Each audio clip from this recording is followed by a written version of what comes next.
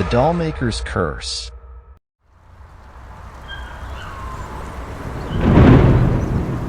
In the quaint village of Dalesbrook, there was a legend that every child knew and every parent feared. The legend of the Dollmaker's Curse. At the heart of this legend was an old, abandoned toy shop on the outskirts of town, where the infamous dollmaker Anton Geppetto had once plied his trade. Anton Geppetto was no ordinary dollmaker.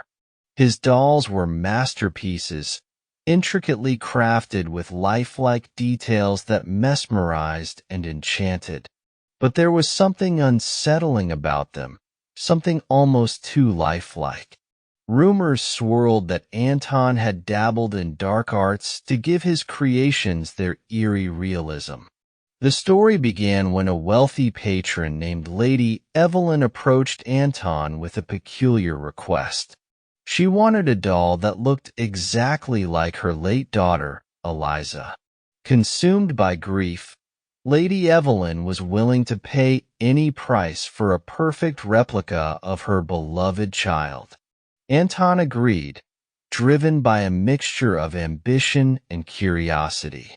For weeks, Anton toiled in his workshop, pouring every ounce of his skill into crafting the doll. He worked through the night, muttering incantations under his breath, using materials and techniques he had never revealed to anyone.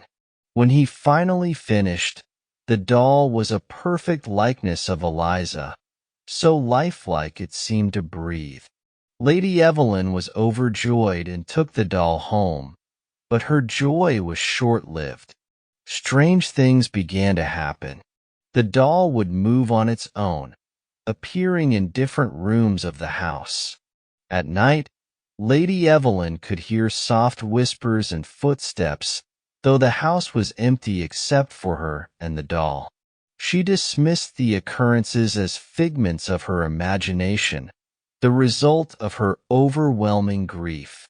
One evening, as Lady Evelyn prepared for bed, she found the doll sitting on her daughter's bed, its glassy eyes staring at her with an intensity that chilled her to the bone.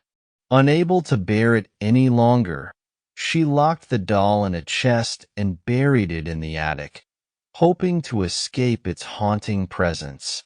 But the curse was far from over.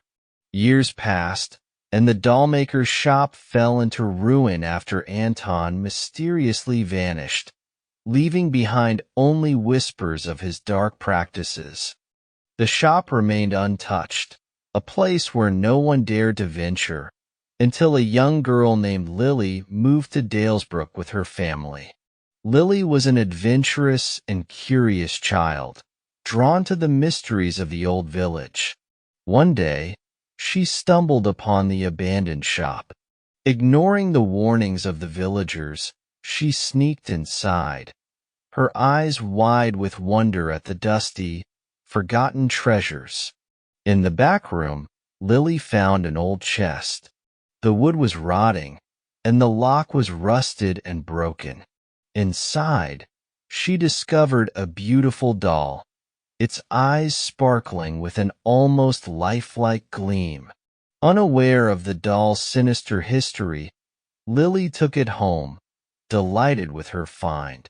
That night, Lily placed the doll on a chair in her bedroom and fell asleep. In the darkness, she was awakened by a soft rustling sound. Groggy, she turned on her bedside lamp and saw the doll standing at the foot of her bed, its eyes fixed on her. "Who are you?" Lily whispered, her voice trembling with fear. The doll's head tilted slightly, and a chilling smile spread across its face. "I am Eliza," it whispered back, its voice soft and eerie. Terrified, Lily ran to her parents' room, but when they returned to her bedroom, the doll was back on the chair, its expression innocent and unmoving. Her parents dismissed her fears as a bad dream, but Lily knew what she had seen.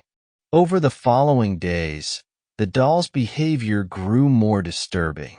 It moved around the house, sometimes disappearing for hours, only to reappear in the most unexpected places.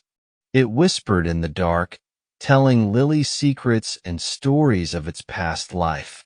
Lily's parents grew concerned as their once vibrant daughter became withdrawn and fearful.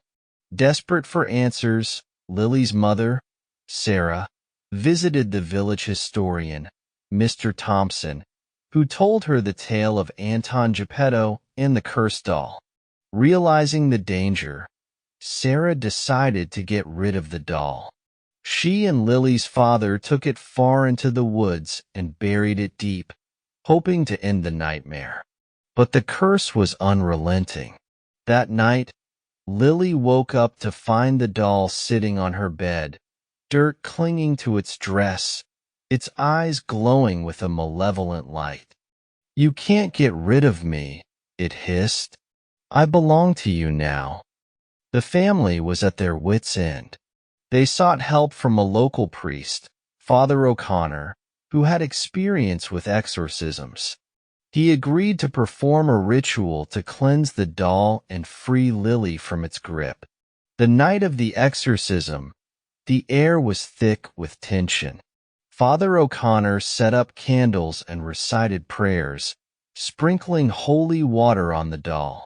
As the ritual progressed, the doll's eyes began to glow brighter, and it writhed violently, as if possessed by an unseen force. "Leave this child alone," Father O'Connor commanded, his voice strong and unwavering. The doll let out a piercing scream, its face contorting with rage. The room filled with an oppressive darkness, and Lily felt a cold hand clutch her heart. But Father O'Connor continued, his prayers growing louder, more insistent. With a final, ear-splitting shriek, the doll went limp, its eyes dull and lifeless. The oppressive presence lifted, and the room returned to normal. Exhausted but relieved, the family thanked Father O'Connor. They decided to burn the doll, ensuring it could never torment anyone again. As the flames consumed it, they could hear faint, haunting whispers, but soon the doll was nothing more than ashes. Lily slowly returned to her old self, the nightmare behind her. The legend of the Dollmaker's curse lived on in Dalesbrook, a chilling reminder of the dangers of meddling with dark forces. The villagers spoke of Anton Geppetto's fate and the cursed doll that had brought so much terror, ensuring that future generations would heed the warning and steer clear of the abandoned shop. But in the ashes of the doll, a single glass eye remained unscathed, its lifelike gaze seeming to watch, waiting for the day it would be found again, ready to unleash its curse upon another unsuspecting soul. For some evils never truly die. They merely wait in the shadows, biding their time.